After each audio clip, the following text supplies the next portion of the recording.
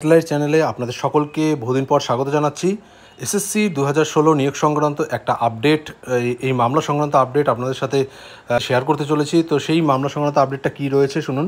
দেখুন, আপনারা জানেন যে 2016 সালের প্যানেলে চাকরি পাওয়া 25,753 জন যারা চাকরি পেয়েছিল তাদের চাকরি কিন্তু বাতিল করেছে কলকাতা হাইকোর্ট করেছিল। তো সেই নির্দেশের বিরুদ্ধে কিন্তু যে পর্ষদ, এসএসসি এবং রাজ্য সরকার কিন্তু সুপ্রিম কোর্টে গিয়েছে এবং কিছু সংগঠনও সুপ্রিম কোর্টে কিন্তু গিয়েছে এর বিরুদ্ধে, অর্থাৎ চাকরি কেন বাতিল করা হলো এবং সেই কারণে সঠিক বিচার চাওয়ার জন্য তারা কিন্তু সুপ্রিম কোর্টের দ্বারস্থ হয়েছিল।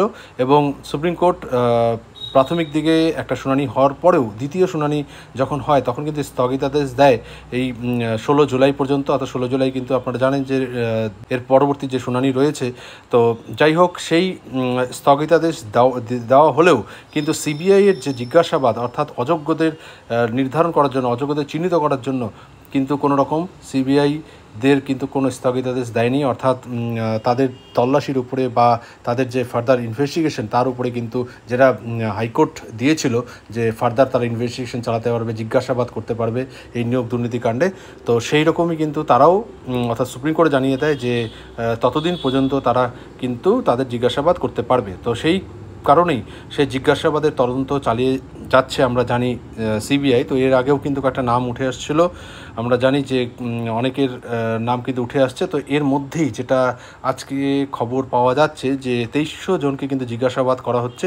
এর আগেও আমরা দেখেছি গত মাসেও কিন্তু অনেককে জিজ্ঞাসাবাদ করা হয়েছিল। তো এখন পর্যন্ত আপডেট নিউজ অনুযায়ী 2300 জনকে জিজ্ঞাসাবাদ করা হয়েছে এবং জিজ্ঞাসাবাদের মাধ্যমে অনেক এজেন্ট এবং যাদের নাম হয়তো বা তথ্য ছিল না অনেক ক্যান্ডিডেটদের, অর্থাৎ অনেক টিচারদের, তাদেরও কিন্তু নাম বাকি যাদেরকে জিজ্ঞাসাবাদ করা হয়েছে তাদের মাধ্যমে কিন্তু নামটা উঠে আসছে এবং এজেন্টের নাম তো অবশ্যই উঠে আসছে। এরকম এজেন্টের সংখ্যা কিন্তু 30 থেকে 35 জন এবং প্রভাবশালী কিন্তু 3 থেকে 4 জন রয়েছে এবং কিছু জনের নাম কিন্তু সরাসরি পাওয়া গেছে। তো তাদেরকে নিয়েও আগামীতে তাদের আরও প্রুফ কিছু পাওয়া গেলে তারপর কিন্তু সিবিআই তাদেরকেও ডেকে জেরা করবে এবং এই নিয়োগ তল্লাশি কিন্তু করছে, অর্থাৎ দুর্নীতির শিকড় কোথায় আছে এবং কারা কারা যুক্ত আছে।